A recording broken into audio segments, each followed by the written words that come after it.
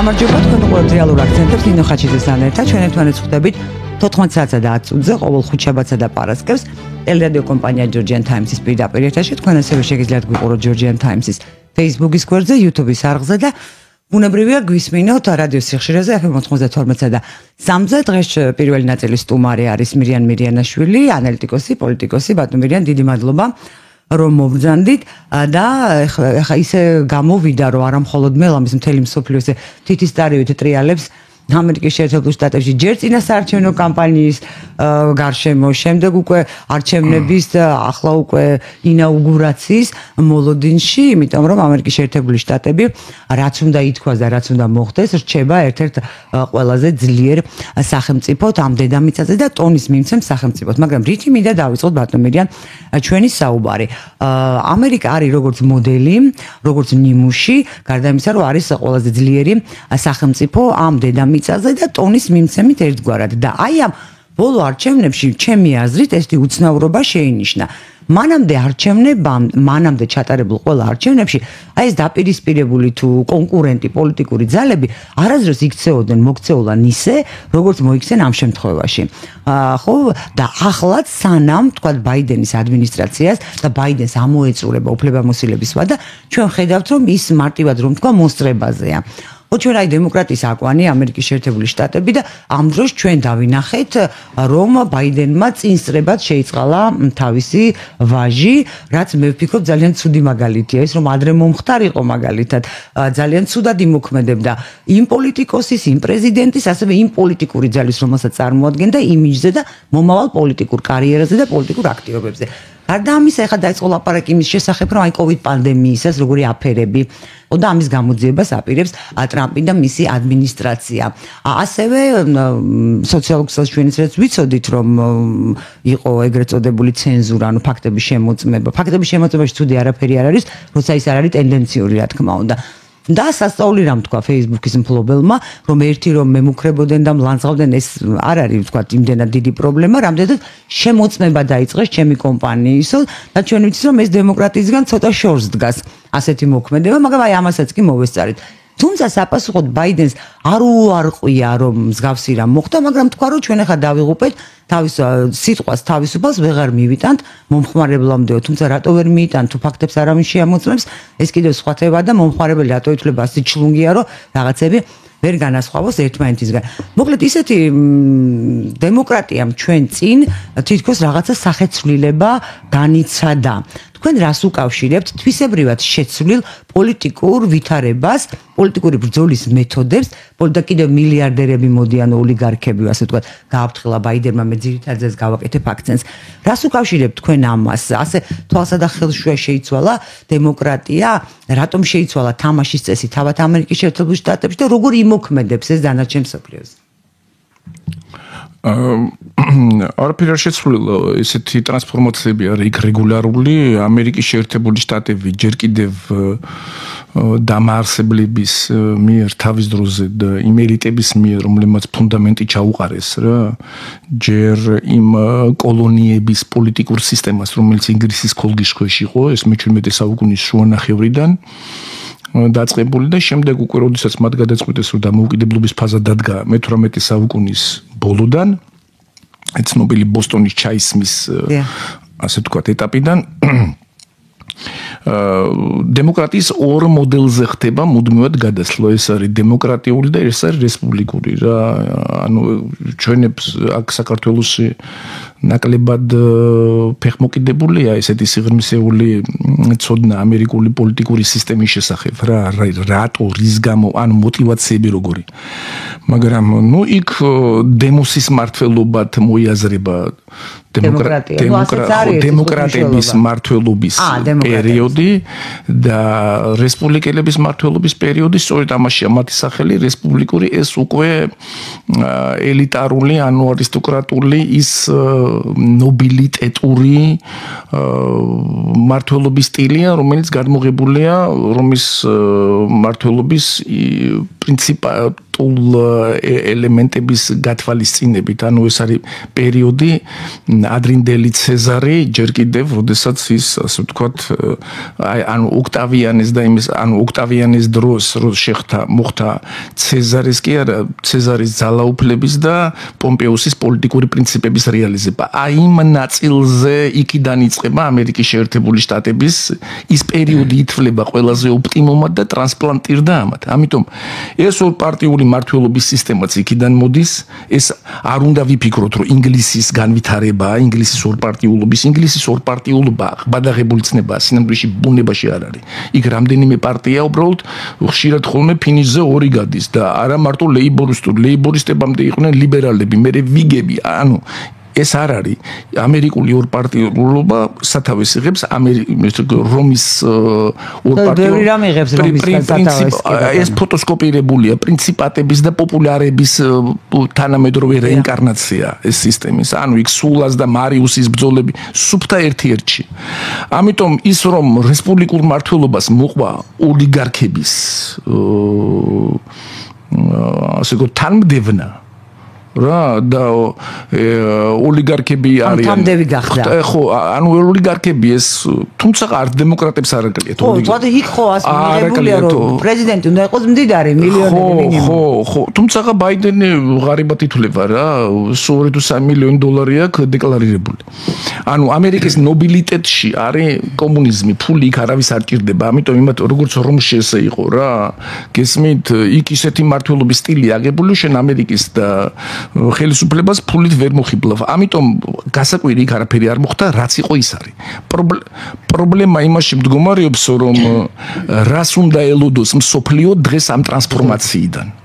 აი აქ არის სერიოზული სხვაობა, იმიტომ რომ ჩვენ მივიღეთ ყველაზე უფრო აგრესიული, კარგი გაგებით თუ ცუდი გაგებით, ამას უკვე აღარ აქვს მნიშვნელობა, საგარეო კონტურის ტრანსფორმაციაზე მორგებული პოლიტიკური სისტემა და ტრამპის არჩევით აქეთკენ მიდიოდა ეს ისეთი გლობალური ტრანსფორმაცია თავისით ეს ვერ მოვიდოდა თვითონ დემოკრატიულ პარტიაშიც კი ეხლა ხელისუფლებას ხელში იღებს და ეს კამალა ხარისხის იყმეყვანა იმის მცდელობა იყო რომ ამისთვის წინააღმდეგობა გაეწიათ უფრო აგრესიული ჯგუფი და რესპუბლიკურ პარტიაში ეს უბრალოდ ადრე გაფორმდა ტრამპი ამ ძალამ რესპუბლიკურმა ნობილიტეტმა გამოიყენა როგორც ტარანი, როგორც ასე ვთქვათ, ისა რა ქვია რა, ერთგვარი ტიტანიკი იმისთვის რომ შედეგი დაედოთ. თორემ ტრანსფორმაციებს, იმიტომ რომ ტრამპი პოპულისტია და მან რესპუბლიკურ პარტიას 2-3 მილიონი დამატებითი ამორჩეველი მოუყვანა თავისი პოპულიზმით. ხო, ნავის მანქანაზე ხო, თორემ 73 მილიონი ამორჩევლიდან 70 მაგათი იყო კრიტიკულად ის 2-3 ჭირდებოდა ზედმეტი, რომელიც ტრამპის პოპულიზმა, მაგრამ პროგრამა ტრამპის პოპულიზმი არ იქნება. პროგრამა არის აგრესიული ახალი რესპუბლიკელების, ეს არის ლიბერტარიანული რესპუბლიკანიზმი, რომელსაც დღეს ყველაზე დიდი ფინანსური რესურსი აქვს. საარჩევნო კომპანიის 2/3-ს ეგენი აფინანსებენ, გესმით და აქ იგივე დესანტისიც ლიბერტარიანელია, აი პირველი საგარეო პოლიტიკური ექსპანსია ეს არგენტინის დღევანდელი პრეზიდენტი მაგათი პოლიტიკური პროდუქტია, გესმით, ეგენი კურირებენ, ამიტომ ეგ ძალიან აგრესიული საგარეო კონტურზე ორიენტირებული ჯგუფია და ეს შეეხება ყველას და ილუზია რომ ესენი deep states გაანადგურებენ. და მეკითხა ეს რატომ არის ილუზია თქვენი აზრით? იმიტომ რომ deep state არ არსებობს, იმიტომ რომ ამის სურვილი არ აქვს, იმიტომ რომ ამის ძალა არ აქვს. deep state კი როგორ არ არსებობს?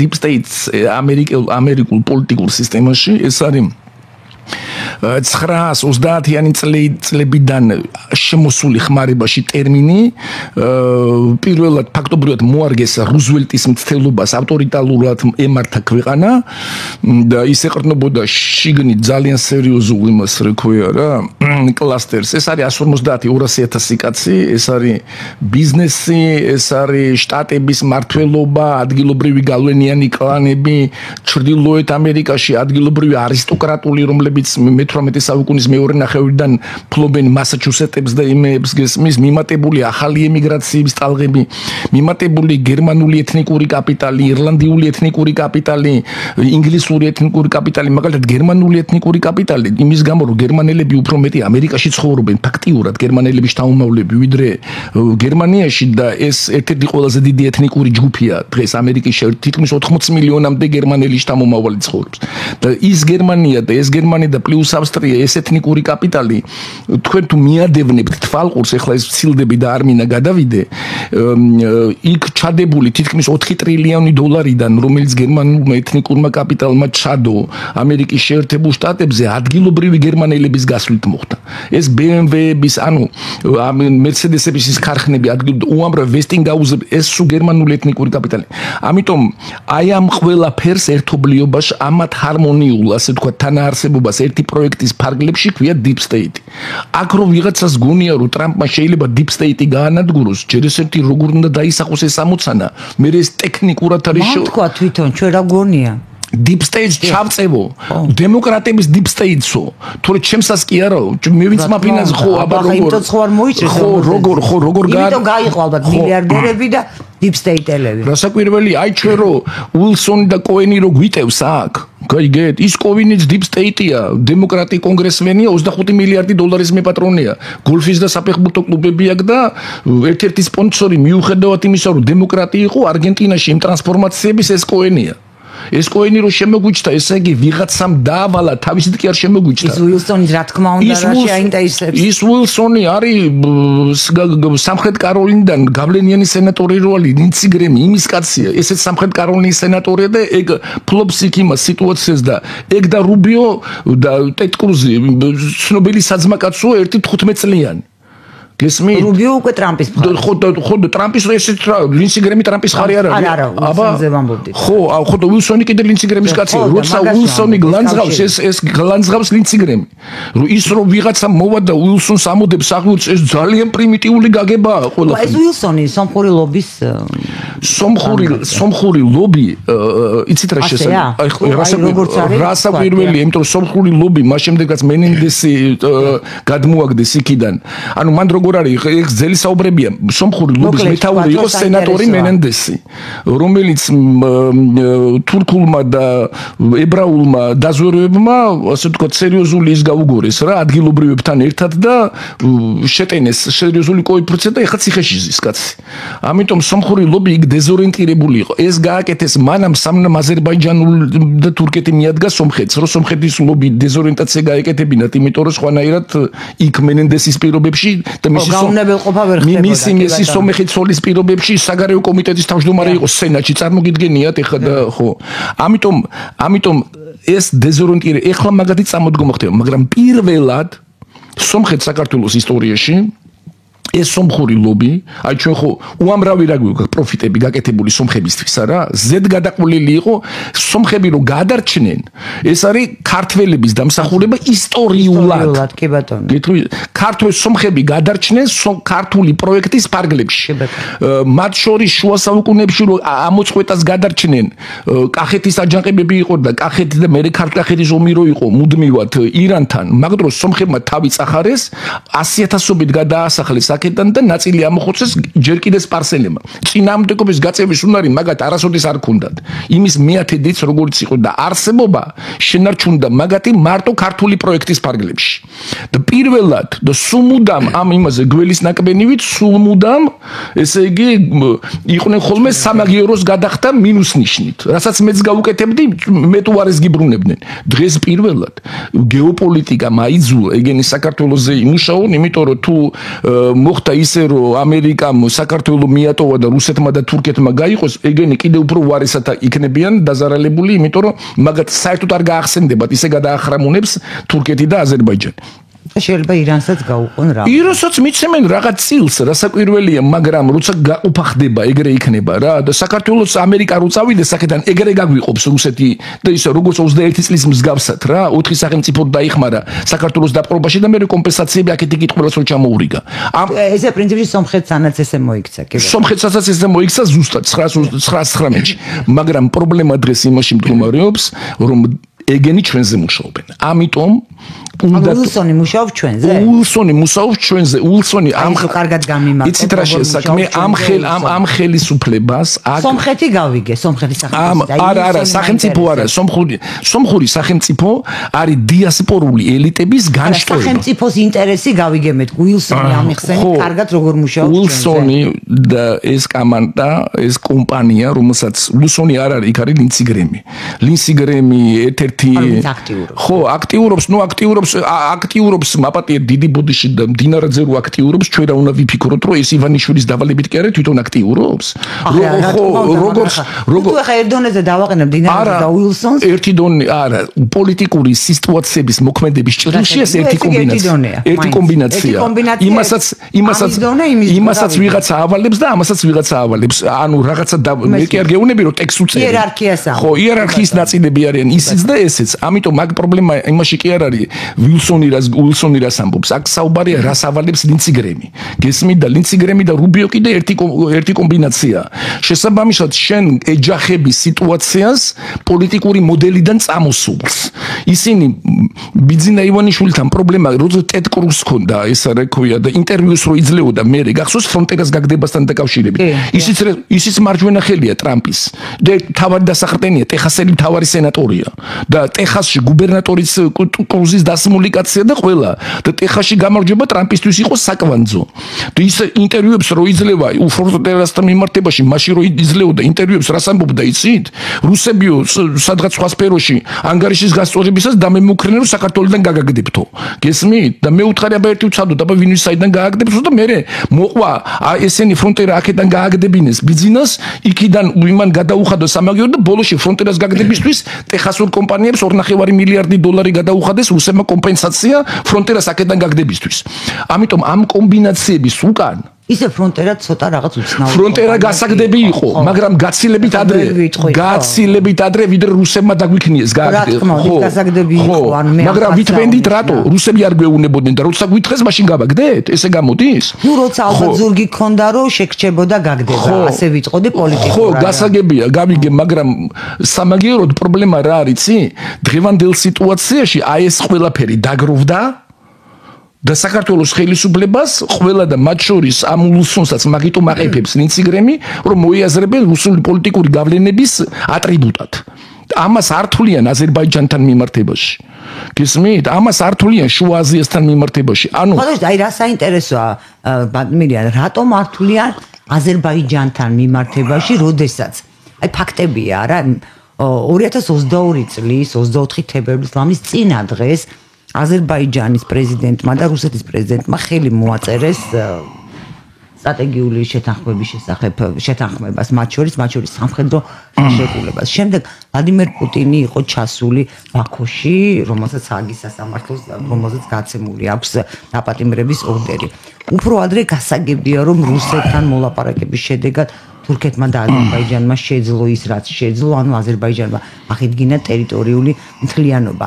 და რატომ არ არის ეს პრობლემა იგივე ვთქვათ იმ ადამიანებისთვის ვინც თქვენ ჩამოთვალეთ და რატომ არის პრობლემა საქართველოსთან მიმართებაში თუ შეიძლება ჩვენ რეკლამისთვის უნდა შევწყვეტოთ და ამ კითხვაზე რეკლამის შემდეგ მიპასუხეთ ჩვენ მალე დაბრუნდებით დაგველოდეთ ჩვენ კვლავ ეთერში ბრუნდებით გამაგდით საუბარს ჩვენ სტუმართან ერთად ბატონო კითხვას არ გავიმეორებ ანუ მე ჩამოვთვალე რაღაც არგუმენტები რატომაც შეიძლება რომ აზერბაიჯანისადმი გქონდეთ უფრო ისეთი უარყოფითად აქტიური დამოკიდებულება და რატომ არა აქვთ მაშინ ეს არაფერია? ცევის წესზეა და რიტორიკაზეა ძალიან ბევრი რამე ჩამოკიდებული გესმის. მასაც ალიევი ლანძღავს ევროკავშირს. ევროკავშირს რო ლანძღავს ეს და შეიძლება ამერიკასაც ლანძღავს, არ ლანძღავს, თუმცა თავშეკავებულია.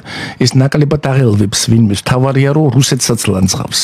გესმით, აი მაგალითად ორჯერ მოახტევინა რუსეთს ბოდიში ტელეფონი. ეს ბოლოს იყო. ბატონო ვერ და ეს იყო ბოლოს აი თვითფრინავის სამწუხარო ინციდენტი რაღა ინციდენტი შემთხვევა რომ მოხდა მანამდე რაღაც ბოდიშების რას ბძანებთ საარაკო გარვარდში მე გამოცემულია ეხლა გარვარდში ანუ სტუდენტების სასწავლებლად აზერბაიჯანის და ერდოგანის გადაგდება პუტინის ამას ასწავლიან ფაკულტატიურ კურსად მეოთხე კურსზე პოლიტიკური მეცნიერებების იმაზე ფაკულტეტზე ხო როგორ ანუ კომბინაცია ეხლა შორს მივდივართ კომბინაცია რაც მაგათ ესე იგი მაპატიედ აკადრეს პუტინს ერდოგანმა და დამოუკიდებლად კიდე იმან და განსაკუთრებით როდესაც იქ ხო კომბინაცია როგორი იყო პუტინი დათანხმდა ზანგეზურის ესე იგი ზანგეზურის რა არის ყარაბაღის გადაცემას პოლიტიკური საფასურის აღების თვალსაზრისით მაგრამ სომხეთი უნდა დარჩენოდა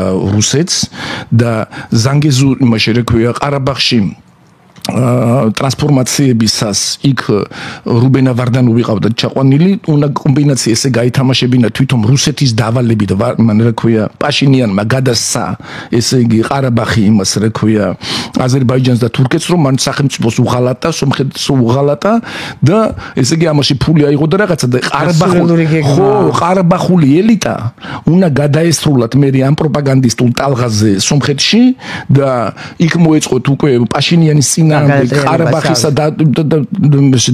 დათმობასთან დაკავშირებით რევოლუცია და ამის ეპიცენტრში და მოვლენების სათავეში უნდა ყოფილიყო რუბენა ვარდანიანი. და რუბენა ვარდანიანი ვითომ ბოლომდე ვითომ შეაკვდა ყარაბაღს, ესეთი გეგმა ჰქონდა კრემლულ გებს მოფიქრებული და სომხური დიასპორული რუსული პროპაგანდისტი ამაში იყო ჩართული, გვარებს არ ჩამოთვლი და როდესაც საკვანძო სიტუაცია იყო და დაიხურა ქუდმა ვარდანიანმა და მივიდა რუსიის სამხედროების მშვიდობის მოყვარების იმაში შტაბში და იქიდან ვერტფრენით უნდა გადაფრენილიყო მერე სომხეთში. იქ შეუვარდნენ აზერბაიჯანელები და დაიჭერეს. და ეს სომხური რევოლუცია, ანუ ფაქტობრივად რა გამოვიდა? ისიც წაართვეს ყარაბაღი რუსული გავლენებიდან, ყარაბაღული ელიტა მთლიანად რუსეთის იყო და არ ემორჩილებოდა ერევანს. და მერე სომხეთის კომპენსაციის მიზნით პროგრამა ჩაუშალეს და ესეთი რამდენი იყო იცით? ბოლო 15 წლის განმავლობაში და რასაც რუსები იტანენ აზერბაიჯანისგან, ალიევისგან და ეხლა ბოლო ორჯერ მოახტევინა ბოდიში და საჯარო ბოდიშის მოხდომას ხდომას ოფიციალურად სახელმწიფოს და როდესაც საუბარი იყო ინტერვიუ კითხეს 1-2 კვირის უკან ეს ბოდიშის მოხდა როგორი იყო და პრეზიდენტმა უნდა მომიხადოსო ბრძანებითო თავის საკუთარი რომ გამოაგზავნოს ის რა ქვია რომ ესე იგი ბოდიში მოიხადა.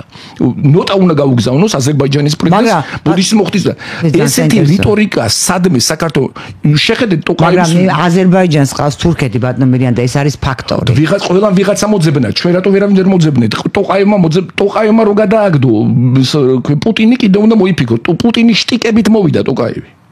და ხო და ტოყაევის დროს ყველაფერი დაიქოქა რაც ნაზარბაევის დროს გაჩერებული იყო ლათინიზაცია მისი რა ქვია ენის რუსული ენის გავლენების შემცირება სახელმწიფო აპარატში რუსული სკოლების დახურვა ბოლოში ჩინური ბიზნესის შემოყვანა რუსული ბიზნესის იქიდან გაგდება ესე იგი ნებისმიერი რუსი აქტივისტის დაპატიმრება ვინც კი რუსეთის იმაში ყაზახეთში ხმდა ბოლოში რა ქვია ყაზახურ ჩინური სამხედრო ხელშეკრულება და მოკავშირეობა და სამხედრო ანუ იგივე დანარჩენი მირზოევი იგივე კადიროვი იგივე დაღესტანის ხო ცალკე თემებია ფაქტობრივად ძალიან საინტერესო ადგილს მივადექი ძალიან საინტერესო თემას ეს მინდოდა თქვენთვის მეკითხა ბატონმირიან აი ჩინეთი ჩვენ ახლა მხოლოდ რუსეთზე ვისაუბროთ მაგრამ პრინციპში ვისთანაც ესეთი აშკარა ურთიერთობა აქვს საქართველოს ხმამაღალი და კაფიო ეს არის ჩინეთი ხო თავის სტრატეგიული პარტნიორები რაღაც ვიზო მიმოსვლებით პროექტებით ეს ანაკლია აი სატრანსპორტო დერეფანი რომელიც აი ჩვენი უღელტეხილის გავლით შეიძლება ჩინელები იცის თქვენც იცით და რა თქმა უნდა და ბუნებრივია მაყურებელმა და მსმენელმაც იცის და ჩვენ ვიცით რომ მათ შორის ტრამპის ადმინისტრაცია როცა ის პრეზიდენტი იყო წინააღმდეგია ჩინეთის შემოსვლის და ეს არ არის ამერიკის შეერთებული შტატების ინტერესში. ამ შემთხვევაში ჩვენ შეიძლება მოვიაზროთ თავი როგორც ჩინეთის პარტნიორმა და ჩინეთი თუ შეიძლება იყოს საერთოდ თუ შეიძლება ჩინეთის ტიპის სახელმწიფო იყოს ვინმეს პარტნიორი, თუნდაც ისეთი როგორებიც არიან ერთმანეთისთვის აზერბაიჯანი და თურქეთი. უბრალოდ ზუსტად თურქეთი აზერბაიჯანისთვის და ეს ჩინური ფაქტორი როგორ იმოქმედებს მათ შორის ამერიკასთან ურთიერთობაზე, მე ეს უფრო მგონია პრობლემა ჩემი აზრით, ვიდრე რაღაცა პუტინის არსებობს და სოფლიოში ეს ყველა მიცის, რომ ჩინური პრეტენზიები არ ვრცელდება ჩინური ისტორიული გავლენების გარეთ.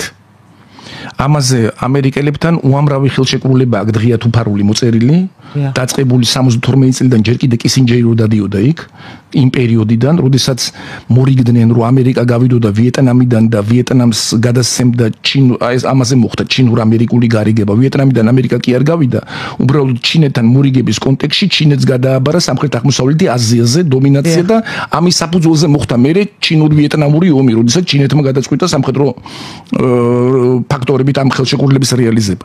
აი იმ პერიოდიდან დაწყებული ჩინურ-ამერიკული ურთიერთობა შემდეგ დენ სიაოპინის მმართველობის პერიოდში და მანამდე მაო ძედუნის დროსაც, მერეც და მათ შორის სი ძინპინის დროსაც მილიონჯერ იქნა ფიქსირებული ის, რომ ჩინეთი არ გავა და რა არის მაშინ ეს გავლენის სფეროები ისტორიული. აი ეს მაინტერესებს, ჩინეთის არ ქონია დაპყრობითი ომები გარეთ. ჩინეთის ისტორიული არეალი ყოველთვის აღმოსავლეთით ეს იყო ყვითელი ზღვა და მის ზღვა რა ქვია რა ჩინეთის ზღვა და აქეთ ჩრდილოეთით ეს იყო ის მშიერი მიწები რომელიც ჩინეთს არ აინტერესებდა და თვით მანჯურების დროსაც კი არ გადავიდნენ იმაში რა ქვია იმ ჩრდილოეთით ამურის და იმის გადაღმა მაგრამ ეხლა ეს იქ იცვლება იმიტომ რომ რუსეთის სატელიტად და აღმოსავლეთით არის კასპიის ზღვა კასპიის ზღვის აღმოსავლეთი ტერიტორიები ეს ქართველებმა ნაკლებად იციან მაგრამ ისტორიულად ეს ესეა ყოველთვის იყო ჩინეთის სატელიტური ტერიტორიები პატარა პაუზის შემდეგ ეს ხან თურქული კაგანატები იყო ხან ის აი ბაქტრიის სახელმწიფო რო დაიშალა შუა აზიაში ეს არის მხედველობაში მაგ მესამე საუკუნე ბერძნული პრეტო ბერძნული რა აი იმ პერიოდიდან ჩინეთში თვით თემურლენგიც კი როგორც ახლა სასაცილოც არ უნდა იყოს იყო ჩინეთის სატელიტი და ვასალი და ხარკს უგანოდა მათ შორის სიმბოლურს და საბოლოო იმიტომ რომ ჩინეთთან ვაჭრობა აძლევდა 1000%-იან მოგებას და როდესაც ანატოლიიდან ჯარები გამოყავდა ანკორასთან თურქების განადგურების შემდეგ 1403 წელს აი მაშინ გაუგზავნა ეს რა ქვია მაშინ დააყარეს ჩინეთის ელჩს გაუგზავნა სამარყანდში რომ გააგდეთო და დააყარეს ნაცარი და გაუშვეს და ამით ვასალიტეტი შეწყვიტა ჩინეთთან ჩინეთზე თემურლენგის შეტევის წინა წელს, როდესაც მეორე წელს შეტევისას გარდაიცვალა, თურის გეოპოლიტიკა შეცვლიდა. ანუ ეს და მას შემდეგ იქ ჟუსების პერიოდი რო იყო ყაზახური, მეომარი უზბეკები, თიმურიდები, ანუ ის პერიოდი, როდესაც თიმურიდების მმართველ ბაბურიდების პერიოდამდე იქ პერიოდის შემდეგ ჯერ უგლუბეკი რო იყო თემურლენგის შემდეგ მე შახრუხი, აი შახრუხის შემდეგ ის ტერიტორიები ისევ ედგეის პერიოდიდან, ედგეი როდესაც ისე რქვია იმ პერიოდი ოქროს ურდოს გამოყოფის შედეგად იმ ჩრდილოეთ იმას დაეპატრონა ყაზახეთს რა ურგენჩს და იმის პერიოდს თვით ედგეიმაც განაახლა ისე რა ჩინეთთან სატელიტობა ანუ კასპიის ზღვის აღმოსავლეთი ტერიტორია ანუ ბანალურად რო თქვა დღევანდელი შუა აზია ეს არის ჩინეთის გავლენის სფერო ისტორიულად თურქეთს არ ეჯახება ამ შემთხვევაში ჩინეთის როგორ არ ეჯახება თურქეთს აი ეს 6 სახელმწიფო ერთი ხალხი პროექტი ბატონო ეს არის ორი კონკურენტული პროექტი ამის პატრონიჟება ხდება ინგლისის მიერ დიდი თურანის გესმით მაგრამ რესურსები თურქეთს ამის არ აქვს თურანი თემურლენგმა ვერ აღორძინა თვითონ თემურლენგის ტიტულატირაში იყო ისე რა ქვია თემური თურანის ემირი და მეორე ქონდა გურაგანი რა გორგან ანუ სიძე ანუ ჩინგიზიდების სიძე ვარო და ეს მაგრამ ოფიციალური ტიტული ქონდა თურანის ემირი თემურლენგმა ვერ წამოწია ეს კოლოსალური რესურსი იყო მე-19 საუკუნის ბოლომდე ეგ სამხედრო აი რასაც ქვია რუსები რა ვაენა პრასტრანსტვენნი პერემიშენი ჯარების ეგეთი რამე არავის არ ქონია ეს წარმოუდგენ ლეიპციგთან ბრძოლის დროს მოხდა გადაჭარბება იმ ბრძოლების რომელიც თემურლენგს ქონდა ხოლმე კონდუჩისთან თერგთან და რა ვიცი მე რა ამ მასშტაბების ძალა იყო და მაგან ვერ შეძლო თურანი ამიტომ ეს ილუზია თურქების მკვდარი პროექტია მაგის გახორციელების რესურსი მაგათ არ აქვს მაგრამ კონკურენტულ პროექტად ანგლოსაქსები იყენებენ ჩინეთის დომინაციის წინააღმდეგ შუა აზიაში როგორც კონკურენტულ პროექტს გესმის მაგრამ რესურსები თურქული და ჩინური არათავსებადია ამიტომ იქ ჩინეთი იქ მიუხედავად იმისა რომ ენის პრობლემები იქ ესეწყდება და არა სხვანაირად როგორც დღეს არის რა თურქული ენის პარკლებში სამხედრო პოლიტიკური ალიანსები გააკეთა ჩინეთმა და არა თურქეთმა იმიტომ რომ ბალანსი იქ ისეა ანუ ფაქტობრივად რა არის როდესაც აქ მათ შორის შტერი ქართველი პოლიტიკოსები ფიქრობენ რომ ტრამპი გადასცემს ესე იგი პოსტსაბჭოთა სივრცეს ეხლა იმის განვითარებაში ვამბობ რუსეთს იმ პირობებში, როდესაც რუსეთს ამის სამხედრო დაპყრობის რესურსი არ აქვს გაიგე გადასცეს იცით როდის ეს ტერიტორიები ყოფილი აღმოსავლეთ ევროპა ყოფილი გერმანიის გავლენის სფერო როცა გერმანია დაანგრიეს და ანგლოსაქსონებს არ უნდათ ახალი გერმანიის აღორძინება თავისი გავლენის სფეროებით და რუსეთს სტალინს გადასცეს ეს ტერიტორია ეს გასაგებია დღეს სტალინი იდგა ამ დროს ბერლინში და ვენაში და ადრიატიკის სანაპიროზე დღეს ავდეევკას დონეცკიდან დაიწყო და ავდეევკას ვერ გაცდა. ანუ რა უნდა ქნას პუტინ ტრამპმა თავისი სამხედრო რესურსები დაანგრიოს ეს სახელმწიფოები პოლონეთის დაიპყროს, იმიტომ რუსეთს ამის დაპყრობის თავი არ აქვს და შემდეგ ადგეს და დაპყრობილებით უკვე გადასცეს საჩუქრად ვობას. ანუ რა უნდა ქნას შუა ფინეთი, რომელიც თვითონ სტალინმა ვერ დაამარცხა და ვერ გაანადგურა, მან უნდა გადასცეს, რა ქვია, ტრამპმა. მაინც ალბათ არ უნდოდა სტალინს, თორე რამეს მოახერხებდა. სტალინს 43-ში, 24-ში აუგრძალეს ანგლოსაქსონებმა ლაშქრობები, თორე გასაკვირველი გააწითლებდა ფინეთს. მაგრამ ეს მაშინ იმ შესაძლებლობების ზღვარსაც ცილდებოდა, ანუ ცალკე პროექტად შეიძლება, მაგრამ არა იმ ომის ფარგლებში. და და ეს აღმოსავლეთ ევროპაზე თქვა და ეხლა რა ვთქვათ რა თურქეთს წაართმევს აზერბაიჯანს ტრამპი და გადასცემს იმას, რა კარგი საქართველოს თემა გადაცემული ვარ სიტყვაზე ისე. და ტრამპი მერე დაესხმება თავს ჩინეთს და წაართმევს შუა აზიას იმ სოუსით რომ რუსეთს მიცეს? არა, ეს ხო აბსურდია. მე მსგავსი რამაც მithქვა ამ ეს ხო შუა რომ არა, ამით არის გაჟღენთილი მთელი ქართული მე მსგავსი აზრი არ თქვენ არა, მაგრამ ამით არის გაჟღენთილი მთელი ქართული პოლიტიკური სივრცე, რომ ტრამპი გადმოაბარებს აღმოსავლეთ ევროპას და პოსტსაბჭოთა სივრცეს. და ამ სისულელის ფარგლებში მოიაზრება, რომ საქართველოსაც გადააბარებენ და ხო ვინ გადააბარებს ამის გადაბარების რესურსი ფიზიკურად არ არის. აბსოლუტურად უგონო ის არის ამაზე არც მინდა საუბარი რომ არ მოგატყუოთ. ბატონო მირიან ფაქტი არის რომ კი აი ეს თამაშები არავინ არაფერს არ გადააბარებს აი ესე რომ აიღოს და ხონჩით მიართვას. ყველაფერი გადაწყდება სამხედრო პოლიტიკური მეთოდებით, პოლიტიკური მიზანშეწონილობით და თქვათ აი გეოპოლიტიკური დაპირისპირების რუკაზე მხარეების მდგომარეობით. თუმცა აზერბაიჯანი ძალიან მკაფიოდ უჭერს მხარს საქართველოს. აი ამას რით იხსნით? არლიევი პრეზიდენტი, საგარეო საქმეთა მინისტრი, აი ხაც იყო ხო დღეს შეხვედრა გაიმართა და ქართულმა მხარემ თქვა რომ აი სამივე სახელმწიფო სამხრეთ კავკასიის უნდა იყოს ჩართული საერთო პროექტი პრინციპში სწორიც არის რა. ალიევს და სომხებსაც სინამდვილეში უნდათ რომ რაც შეიძლება მეტად შევიდეს სამხედრო პოლიტიკურ მათ შორის პროპაგანდისტულ დაპირისპირებაში საქართველოს ევროპასთან და ამერიკასთან. რატომ აი ორივე იმიტომ რომ მაქსიმალურად დასუსტდეს, მაგათ ექსპანსიონისტური ზრახვებია საქართველოსთან მიმართებაში. გესმენ? ხო და აქედან გამომდინარე საქართველოს არსებობა საერთოდ რო იცოდეთ, ორი მეგა იმპერიის დიდი პრობლემა იყო მთელი 8 საუკუნის მანძილზე. ეს არის სპარსეთის და ირანის. მას შემდეგ რაც მე-14 საუკუნეში ჯერ უზუ ჰასანის და შაჰ ისმაილის მიერ კონსოლიდირდა სპარსეთი მაგ მდგომარეობაში, რაშიც არის ეს სეფიანების ირანის ჩამოყალიბება და უფრო სამხრეთით, უფრო ჩრდილო, უფრო დასავლეთ, სამხრეთ-დასავლეთით იგივე გააკეთა თურქეთში უკვე არა პირველი იმეს, არა სელიმ პირველის და სულეიმან პირველი კანონის დროს, როდესაც ეგენი მოვიდნენ აქ, აი ამ ორი პერიოდიდან ამ ორი ექსპანსიონისტური იმპერიის ბარიერი აღმოჩნდით.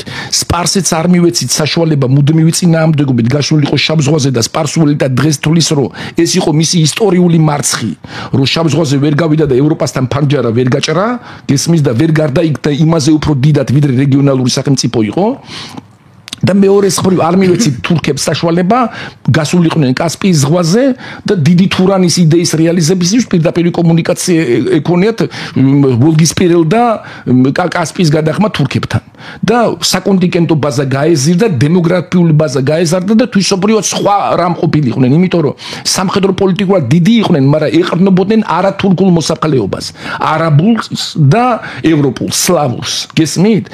თურქები ოსმანებში იყვნენ ძალიან ცოტა და ეს იყო მათი ისტორიული დაქცევის საფუძველი და დემოგრაფიული ბაზაზე ვერ გავიდნენ იმის გამო რომ ქართული ბარიერი ვერ გადალახეს ამ ორ ისტორიულ სახელმწიფოს შეუქმნით სერიოზული პრობლემა გესმის და დღეს რუსებისთვისაც ესეთი ეგზისტენციალური პრობლემაა საქართველოს არსებობა იმიტომ რომ მიაჩნია რომ თუ ძლიერი საქართველო იქნა ის კავკასიის ინტეგრატორი გახდება და კავკასიის ინტეგრატორა კავკასიის და სამხრეთიდან რუსეთის წასვლას ნიშნავს და ეს რუსეთისთვის ეგზისტენციალური საფრთხე აი ამ საფრთხეების რეჟიმში თითოეულ მათგანს აინტერესებს ჩვენი მეტი კონფლიქტი დასავლეთთან იმიტომ რომ ერთადერთი ვიზეთ შეიძლება ამათთან დაპირისპირებაში დავაყნოთ ეს დასავლეთია მე დასავლეთს არ ვაიდეალიზირებ ხო აქვე მინდოდა მე თქვა ბატონო ეს უნდა ვთქვათ რომ აი რასაც მე უყურებ რუსეთ-უკრაინის ომში დასავლეთის ქცევას უკრაინისადმი ძალიან ისეთი მთლად როგორ გიხარ აი ასეთ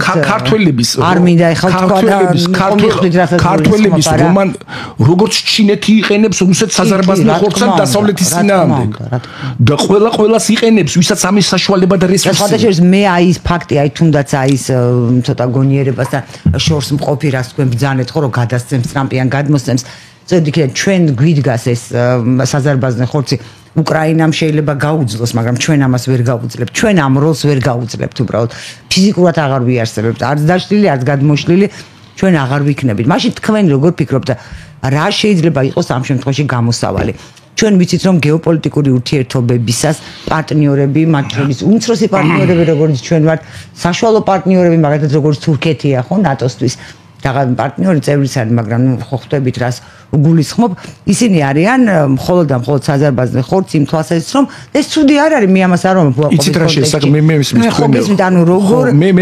ვარჩევ ხა სიტყვებს არ მინდა რომ მე თქვენი არსი მივხვდი ხო ანუ რა შეიძლება ხო ნებისმიერი აქტიური პოლიტიკიდან ეგზისტენციურია გადარჩენა ეგზისტენციურია სწორია ხო საფრთხეები მაგრამ პრობლემა რაში ყველაზე უნდა აირჩიო ყველაზე რისკიანი ხა მე მთასვლელი კაცი ვარ პაპა ჩემიც მთასვლელი იყო მამა ჩემიც ფედერაციის თავმჯდომარე იყო წლები თუ ქართულ მთასვლელობაში რამე მოხდა ეს მირიანაშვილები არიან ამასთან ასოცირებული და მე შემიძლია გითხრათ ერთი პატარა რაღაცა ნებისმიერი ასვლა და ნებისმიერი რისკიანი ექშენი ეს პოლიტიკასაც ეხება არის რისკების მენეჯმენტი უნდა მეტი რისკი გამოკვეთო და აირჩიო ნაკლებად რისკიანი ის რეკუეს ფლაგეზი მოქმედება და ასე შემდეგ რისკების მენეჯმენტია გადარჩენა თუ ვინმე დაღუპულა ეს შეშლია და იმიტომ და სინამდვილეში პოლიტიკაშიც ესეა და რუსეთთან მიმართებაშიც ესეა ერთ-ერთი.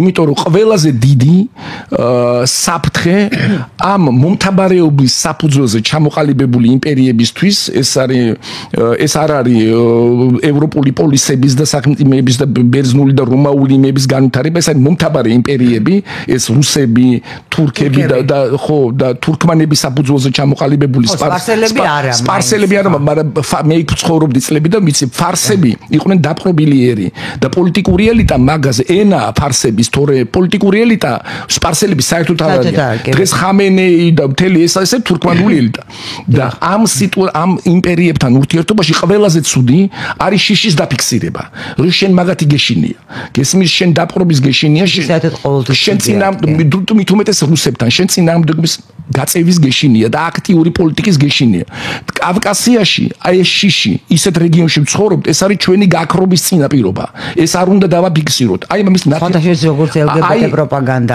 აი ნათელი ხო ესეც რასაკვირველი ესეც ნათელ ილუსტრაციას გეტყვით ერთს როდის გაუქმეს იცით რუსებმა ეხა 1800 პირველში რო გააუქმეს კახეთის მაგის წინაპირობები სხვა იყო და აი უფრო ნათელი ილუსტრაცია ამ სიტუაციას ერგება სამეგრელოს გურიის და იმის სამთავროების გაუქმება იცით როდის 1859 წელს და რატო იცი როდესაც იმის ომის დროს ყირიმის ომის დროს საქართველოსდან რუსებმა ჯარები გაიყვანეს და საქართველოს მაშინ არც ფლოტი ყავდა ის ფლოტი ჩაუძირეს ყირიმის ომში სუდაანგრიეს ინგლისმა და საფრანგეთის ალიანსმა და არა მარტო ევროპელებიც იყვნენ სხვებიც და შავ-ზღვაზე არანაირი რესურსი აღარ დარჩა და არც კავკასიაში დარჩა ჯარის ნაწილები ყველაფერი კითხავდა გაყვანილი აქ მაშინ ვარანცოვმა შეიტყუა ქართველები გვარების დაბრუნების საფუძველზე იმის საფუძველზე ქართული სკოლების გახსნის საფუძველზე მაგრამ ქართული გვარების უფლებაც არ ქონდათ ქართველებს თეატრის გახსნის საფუძველზე ხო და ასე შემდეგ ხო ეკლესიაში ქართულად გალობის საფუძველზე აი რაღაცა მნიშვნელოვანი მაგრამ ისეთი იმებით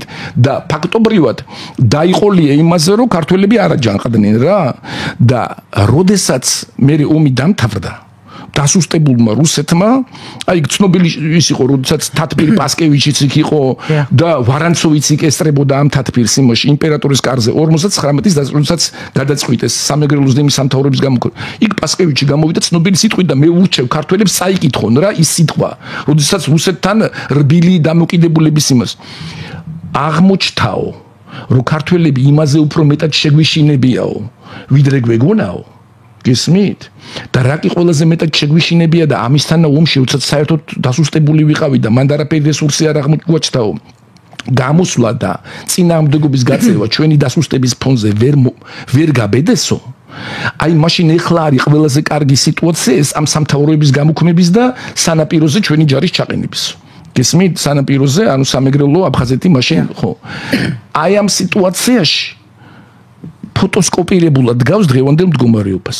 თუ ჩვენ დღეს რუსეთთან ძალიან სუსტ პოზიციონირებას ავირჩევთ, იმის ლოგიკით, რომ ჩვენ ესე იგი რუსეთს წინააღმდეგობა არ შეიძლება გაუწიოთ და ამიტომ მივიღებთ რუსებისგან აგრესიას მაგ ომის დამთავრების შემდეგ, იმიტომ რომ რუსი პერიმეტრზე სკროლავს წინააღმდეგობის ყველა რუსეთის იმპერია არის ერთადერთი იმპერია, თუ მას იმპერია შეიძლება დაერქვას, რომელიც ვითარდება არა ლოგიკური განვითარებით, არამედ საიდანაც ნაკლები წინააღმდეგობა აწყდება. გესმით?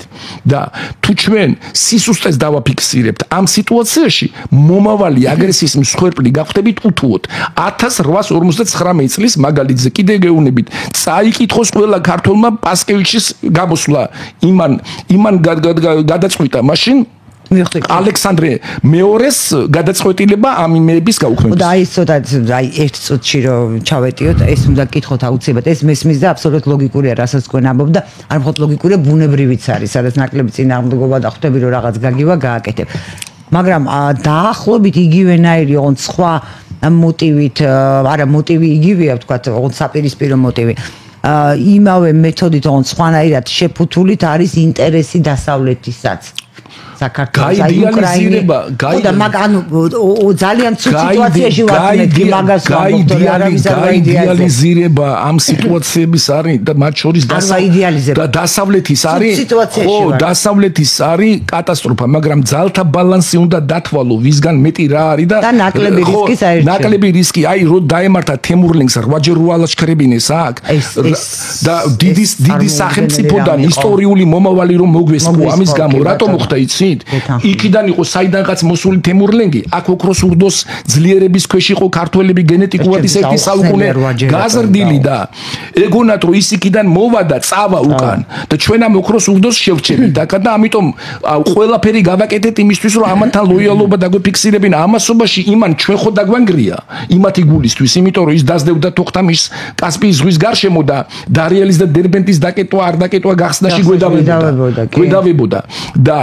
აღმოჩნდა რომ ჩვენ ხო დაგვანგრია და ამოგწყვიტა თავიდან ბოლომდე მე ისინიც დაანგრია და ისინიც ამოწყვიტა და ყველაფერი დაანგრია რაც კი ოქროს ურდოსთან იყო დაკავშირებული ჩვენ ისტორიული მომავალი წაგვართვა იმ ვაკუუმის შევსებაში და სხვებმა დაკუქეს იმის ადგილზე თავის ლეომოსილება მათ შორის რუსებმა ამიტომ ძალთა ბალანსია დასაჭერი დღეს არა ის რომ აი ესენი აქვე არიან და ისტორიულად ოდესღაც ძლიერები იყვნენ მაგრამ 1945-ში სტალინის და ბერიას დროს ის ქართული სახელმწიფო იყო ის არ იყო რუსეთი გესმით ხო და აქედან გამომდინარე იცით რაზეა საუბარი რუსეთისთან მიმართებაში ქართველებს რუსეთმა როგორც ჩრდილოეთმა ერმა კონსოლიდაცია გააკეთა -50 გრადუსის ზევით სივრცეების სადაც ევროპელი ვერ არსებობს მთელი მაგათი სამხედრო სტრატეგიაც ეგ არის -50-ში მოწინააღმდეგე შეტყუება გესმით ხო და მე ხა სპარსეთის ყურეში გავატარე ნახე საკმაოდ დიდი ხანი ჩემი ცხოვრების ის რომ ანუ რუსებმა იქ ვინმე კი არ მოუგეს ბრძოლა იმ ტერიტორიების კონსოლიდაციისთვის როგორც სხვაგან იყო რა ბრაზილიაში ამაში რომ მომობდნენ სახელმწიფოები ერთმანეთთან აფრიკაში და არაფერი იქ უბრალოდ რუსებმა ბაშკირები და ისინი ევენკები და ტუვა და მუვა ამათ გადაუარეს და ამათ მოუგეს ეს რა ბრძოლა კი ბატონო. ეხლა მაგ ლოგიკით რაკი რუსი -50-ში მაგარია და გენეტიკურად შეუულია იარსებოს იმ ციფრში რა კუვეიტელი +60-ში რო არის ისიც მაგარი მეომარია ლოგიკა +60-ია ეს არის ომი მაგარია ხო და +50 და კლიმატურ სატყვი იქ ადამიანის სხვანაირია გესმი გავიგე და იმედი მაქვს რომ ანუ საფრთხე მე იმის ხმა მინდოდა ეს კითხვა ბოლო იმიტომ დამცვი რომ ორივე ვერსია საფრთხიანია და მე იმედი მაქვს რომ ჩვენ თუ არა რაღაცა ზენაძალები მაინც მე მეშინია ერთ რამას დავამთავრე ერთ პატარა რეპლიკას მე მეშინია ჩვენ ვერ მივიღებთ გადაწყვეტილებას და ჩვენს მაგივრად მიიღებენ გადაწყვეტილებას და აქ ჩვენი ინტერესი აღარ ჩაიდება ჩვენ მაგივრად მიიღებულ გადაწყვეტილებას თორე და ამერიკას ამ სივრცეებში შემოსვლას ვერანაირი პოლიტიკური კომბინაციებით ჩვენ წინ ვერ აღვდგებით უბრალოდ ამ ახალ პოლიტიკურ წესრიგში რომელიც აქ დამყარდება რა ჩვენი ინტერესი არ ჩაიდება თუ ჩვენ მონაწილე არ ვიქენით აქ ძალიან დიდი მადლობა ბატონ მირიან ჩვენ რეკლამის გამო და შევწყვეტოთ გადაცემა მალე დაგებრუნდებით მეორე სტუმართან ერთად დაგველოდოთ